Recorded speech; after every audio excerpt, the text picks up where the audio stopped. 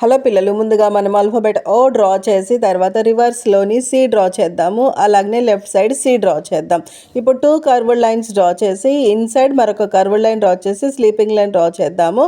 ఇప్పుడు మనము alphabet L big సైజ్లో డ్రా చేసి ఇన్సైడ్ మళ్ళీ ఎల్ డ్రా చేసి జాయిన్ చేద్దాం.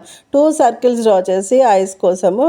తర్వాత ఇప్పుడు మనము బ్లాక్ మార్కర్ తోటి అన్ని పెన్సిల్ లైన్స్ మీద అవుట్ లైన్స్ డ్రా చేసుకుందాము. కలర్ బయటికి రాకుండా బ్లాక్ మార్కర్ నీట్గా డ్రా చేయండి. అన్ని పెన్సిల్ లైన్స్ మీద డ్రా చేసిన తర్వాతన మనము ఎరేజర్ తోటి అన్ని పెన్సిల్ లైన్స్ ఎరేజ్ చేసుకుందాము. ఎక్కడైనా పెన్సిల్ లైన్స్ పక్కకి ఉంటే ఎరేజ్ చేస్తే నీట్గా అయిపోతుంది. అయిపోయిన తర్వాత ఎరేజ్ చేసేసేయండి. చూసారు కదా, పిక్చర్ చాలా ఈజీగా ఆల్ఫాబెట్స్తో వచ్చింది. నేను ఎలిఫెంట్ గ్రే కలర్ ఇప్పుడు నేను క్రేయాన్ తోటి ఆయిల్ పెన్సిల్తో ఫిల్ చేస్తున్నాను. కలర్ చాయిస్ మీ ఇష్టం పిల్లలు, మీరు ఏదైనా యూస్ చేయొచ్చు. చూసారు కదా, చాలా సింపుల్గా నేను అన్ని పిక్చర్స్, ఎలాంటి పిక్చర్ అయినా సరే నేను ఆల్ఫాబెట్స్ తోటి, నెంబర్స్ తోటి, షేప్స్ తోటి డ్రా చేసి చూపిస్తాను. నేర్చుకోండి.